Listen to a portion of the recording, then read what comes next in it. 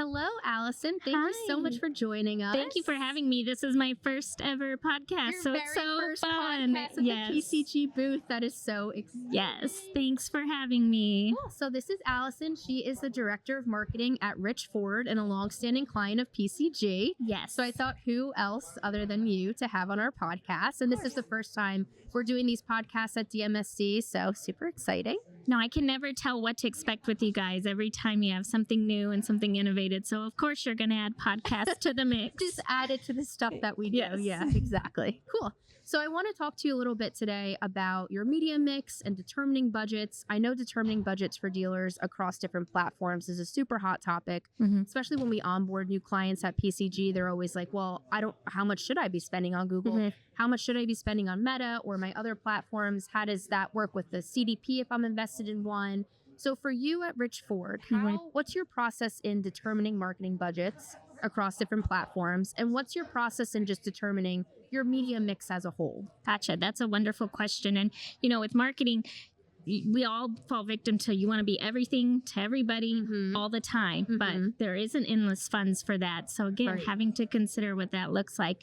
And really, it's just not getting in the mindset of set it and forget it. You really need to be analyzing the data in real time. And so that's really what helps me drive my budget is considering what has happened historically in the previous month, same point last year, like where do we find our successes? And, I really have a strong budget towards our traditional media still in the Albuquerque market because it is so loyalty-based consumerism there. So everybody has their guy that they go to, and we want to be their car guy. So there's not a day that goes by where I'm not listening to some of our recorded calls and say, hey, I just heard Darren on the radio talking about this Mach-E. When can I come in? So being able to hear that in real time helps validate having the budget in traditional. Wow. And then, of course, everything digital is exploding. And so making sure my message matches everything there. And so I really do consider that a lot with the budget and giving equal amounts where I see the successes. Cool. So diving into the analytics and making your budget decisions off data. Correct. And then also looking at your consumer market, which is so different than so many dealers I talk to. I don't remember the last time I talked to a dealer who's still heavy on the traditional, but that makes total sense for Rich Ford in the Albuquerque market. And, it's definitely not 50-50 anymore. I have gone back a little bit, but until I don't hear them say, I heard Darren on the radio, I'm going to have to keep radio. But radio's changing. So what does streaming radio look like? I really leverage that with my local partners and say, okay, what is streaming? What does our streaming TV look like? And by utilizing those platforms, I'm able to, again, not be everything to everybody, but be something to most people. Right. That's awesome. And also, I think what's important is your point about just listening to the consumer.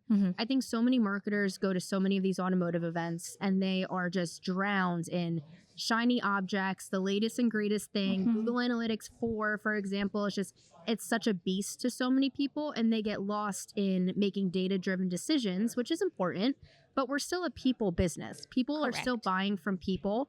And dealerships are essentially a person with a brand and a personality. And that's what's going to make a consumer decide to shop with you or not. So the fact that you're just listening, just saying, hey, I heard you guys on the radio, and that's enough for you to say, we still need to put budget towards radio. Right. You're listening to your consumer. That's awesome.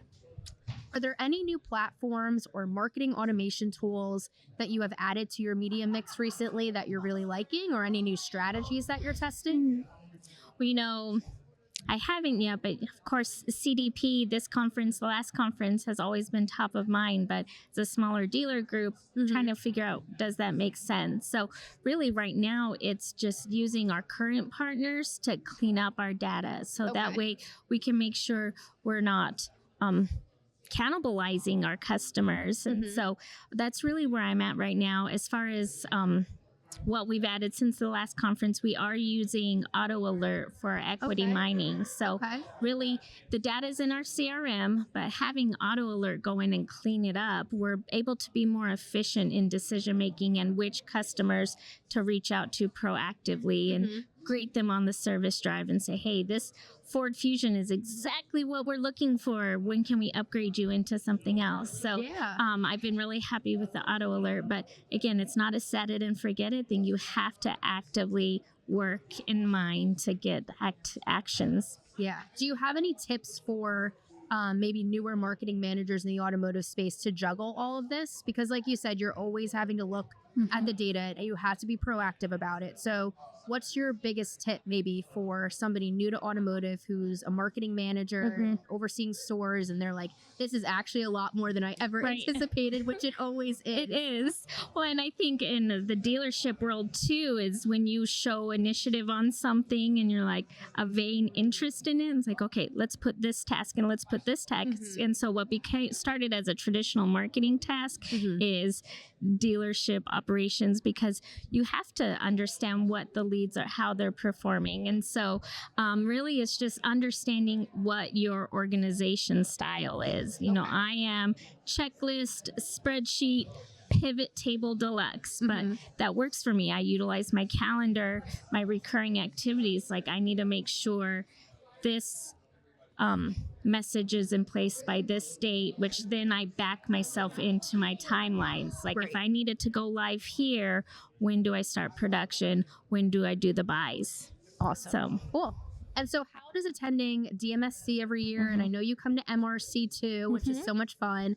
So how does that help you with your personal career growth as a marketer in the automotive space? And how does that help you make better marketing decisions for Rich Ford? Right. Well, and these conferences have been an invaluable experience. I always say nobody can take away your education. So every single tool you add to your belt just makes you stronger.